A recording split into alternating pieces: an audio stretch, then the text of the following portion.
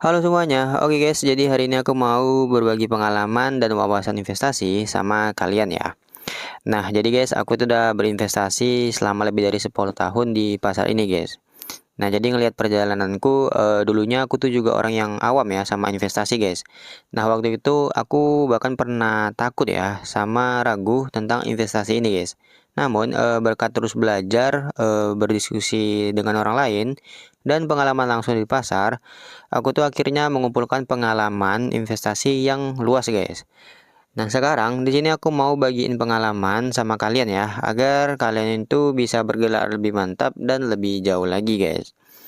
Nah, jadi sebagai seseorang yang telah lama berkecimpung di dunia investasi, aku tuh tahu ya bahwa perjalanan investasi itu bukan hanya soal menghasilkan uang guys, tapi juga tentang pertumbuhan pribadi dan akumulasi kebijaksanaan ya. Jadi, hari ini aku mau berbagi beberapa pandangan tentang keuangan dan investasi. Nah, semoga bisa ngebantu kalian yang sedang mencari kebebasan finansial, guys.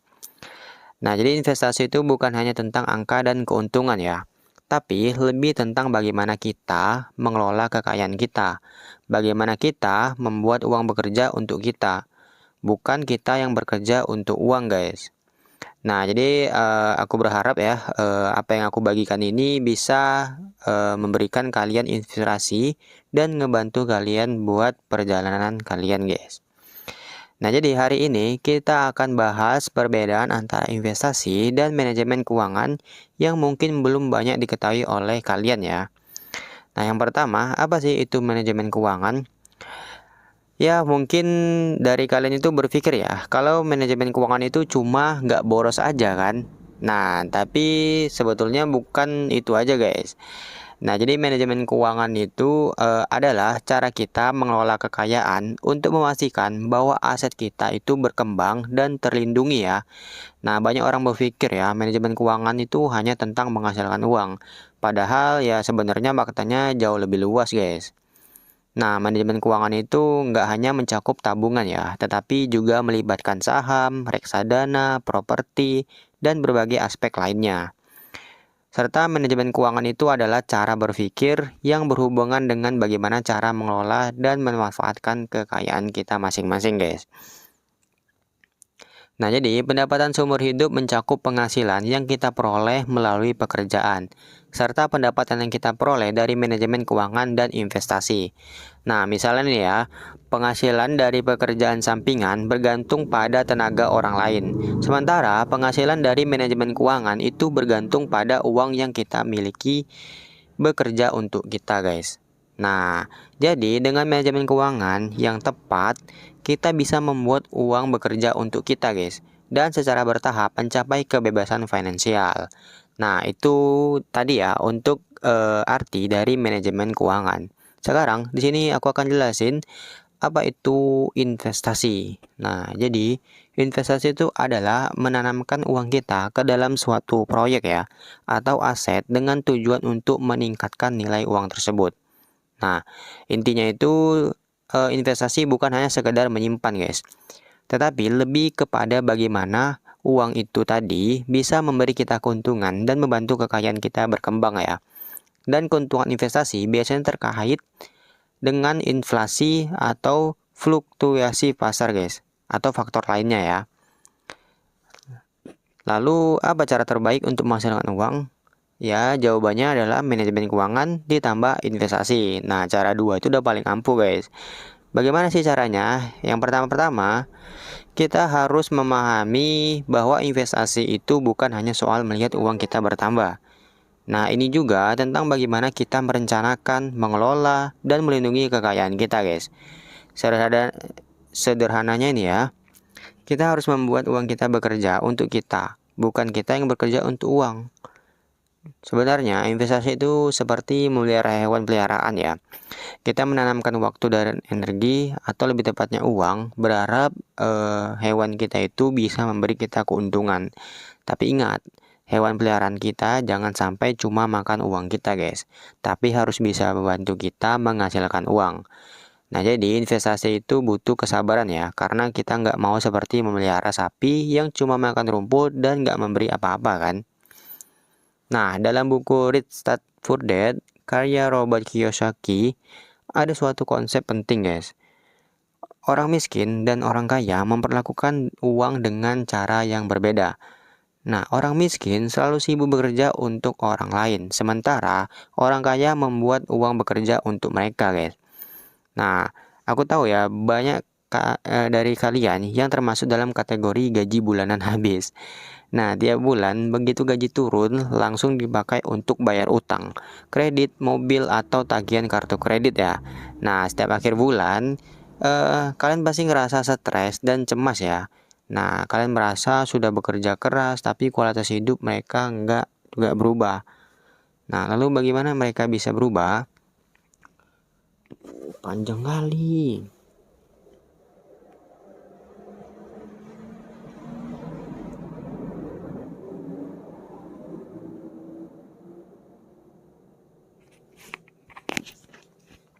Nah, jadi apa sih cara terbaik untuk menghasilkan uang? Ya, jawabannya adalah manajemen keuangan ditambah investasi. Nah, dua cara itu adalah paling ampuh untuk menghasilkan uang, guys. Gimana sih caranya? Nah, pertama-tama kita harus memahami dulu ya, bahwa investasi itu bukan hanya soal melihat uang kita bertambah, guys. Nah, ini juga tentang bagaimana kita merencanakan, mengelola, dan melindungi kekayaan kita ya. Sederhananya, kita harus membuat uang kita itu bekerja untuk kita, guys. Bukan kita yang bekerja untuk uang. Nah, sebenarnya investasi itu seperti memelihara hewan peliharaan. Kita menanamkan waktu dan energi, atau lebih tepatnya uang ya, berharap hewan itu bisa memberi kita keuntungan, guys. Tapi ingat, hewan peliharaan kita jangan sampai cuma makan uang kita, tapi harus bisa membantu kita menghasilkan uang. Jadi, investasi butuh kesabaran karena kita nggak mau seperti memelihara sapi yang cuma makan rumput atau nggak memberi apa-apa, guys. Nah, jadi dalam buku It's Dead Poor Dad itu karya Robert Kiyosaki ya. Nah, ada satu konsep penting, guys. Nah, jadi orang miskin dan orang kaya itu memperlakukan uang dengan cara yang berbeda loh. Nah, orang miskin selalu sibuk bekerja untuk orang lain kan. Sementara orang kaya membuat uang bekerja untuk mereka, guys. Nah, aku tahu nih banyak dari kalian yang termasuk dalam kategori gaji bulanan habis ya. Tiap bulan begitu gaji turun langsung dipakai untuk bayar utang, kredit, atau tagihan kartu kredit. Nah, setiap akhir bulan pun kalian ngerasa stres pasti kan, cemas, ngerasa udah bekerja keras tapi kualitas hidup kalian itu nggak juga berubah.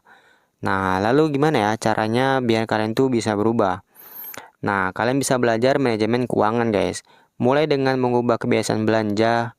Nah, kalian bisa menyusun anggaran, mengurangi pengeluaran yang tidak diperlukan ya. Dan menyisihkan sebagian penghasilan kalian untuk investasi di saham dan reksadana. Nah, awalnya kalian bisa pilih investasi dengan risiko rendah ya. Lalu kalian mulai memahami pasar. Setahun kemudian, kalian tidak hanya berhasil melunasi sebagian utang kartu kredit, tetapi juga mendapatkan keuntungan yang stabil dari investasi kalian masing-masing, guys. Nah, bagaimana sih menggunakan investasi untuk meningkatkan kondisi keuangan? Nah, ini aku contohkan ya, guys ya. Ada orang teman di sini itu dia beli mobil. Nah, dengan pinjaman mobil sebesar 100 juta. Nah, jangka waktunya itu 3 tahun, guys. Dan cicilan per bulannya itu 4 juta ya. Meskipun dia tuh bayar cicilan tepat waktu, dia tuh ngerasa tertekan ya, guys ya, secara finansial dan kesulitan mengatur keuangannya dengan baik. Nah, jadi ia memutuskan untuk menggunakan metode investasi guna mengurangi tekanan finansialnya, guys. Dan mulai memanfaatkan kekuatan bunga untuk memperbesar kekayaannya. Nah, jadi langkah pertama adalah menginvestasikan uang cicilan terlebih dahulu ya. Nah, kemudian beberapa hari sebelum tanggal jatuh tempo, kawan itu tadi memutuskan untuk menginvestasikan sebagian uangnya. Nah, ia memilih proyek investasi yang stabil dengan harapan bisa mendapatkan 1% keuntungan per hari ya. Jadi, dia menginvestasikan 4 juta dari cicilan bulan itu, guys. Nah, ke dalam proyek tersebut ya. Sementara sisanya ia simpan sebagai dana darurat. Nah, yang langkah kedua yaitu dengan menghitung jumlah cicilan dan keuntungan yang tersisa. Nah, pada tanggal jatuh tempo setiap 15 bulan, dia tuh menarik 4 juta dari akun investasinya dan menggunakan untuk membayar cicilan mobil tepat waktu. Namun, uang 4 juta dari itu tidak benar-benar hilang, guys. dia tuh nggak hanya membayar cicilannya, tapi juga mendapatkan 120.000 sebagai keuntungan dari investasi tersebut. Nah, jadi dia tuh nggak hanya nyimpan uang untuk bayar cicilan aja guys, tapi juga dia tuh nyimpan uang dan mendapatkan ini ya, profit ya guys ya, atau income dari uang yang dia simpan itu. Jadi dia ada tetap punya sisa dari uang yang dia simpan yang harusnya untuk kredit itu tadi guys. Nah, langkah ketiga, memanfaatkan kekuatan bunga untuk meningkatkan hasil. Nah, jadi pada bulan kedua, ia mengulangi proses yang sama, guys. Nah, jadi ia menginvestasikan kembali 4 juta yang harus dibayarkan bulan ini ke dalam proyek yang sama dan terus mendapatkan 1% per hari. Nah, selain itu, ia mendapatkan 120.000 dari keuntungan bulan lalu ke dalam investasi bulan ini, yang membuat dana investasinya semakin berkembang. Nah, jadi itu dia, guys, untungnya dari investasi ya. Nah, jadi melalui contoh-contoh di atas, kita bisa ngelihat ya bagaimana manajemen keuangan dan investasi bekerja dengan kekuatan luar biasa, guys. Nah, baik itu dari gaji bulanan baik itu dari gaji bulanan habis menjadi ahli keuangan atau dengan menggunakan strategi bunga majemuk untuk meningkatkan kekayaan ya. Nah, kuncinya adalah membuat uang bekerja untuk kita, guys. Dengan terus belajar dari memperhatikannya, kita akan melihat kekayaan kita bertumbuh ya, dan impian kebebasan finansial akan semakin dekat. Nah, jadi aku berharap ya guys ya, dengan berbagi pengalaman hari ini, kalian tuh bisa ngelihat bahwa investasi itu bukan hanya soal angka-angka, tetapi juga perubahan gaya hidup yang memberi kita kebijaksanaan dalam mengelola kekayaan. Nah, jadi setiap orang itu bisa menggunakan strategi manajemen keuangan dan investasi yang tepat untuk mengubah kondisi keuangan mereka, guys. Dan secara bertahap mencapai kebebasan finansial ya. Oke guys, terima kasih ya untuk kalian yang mau ngedengerin ya guys ya.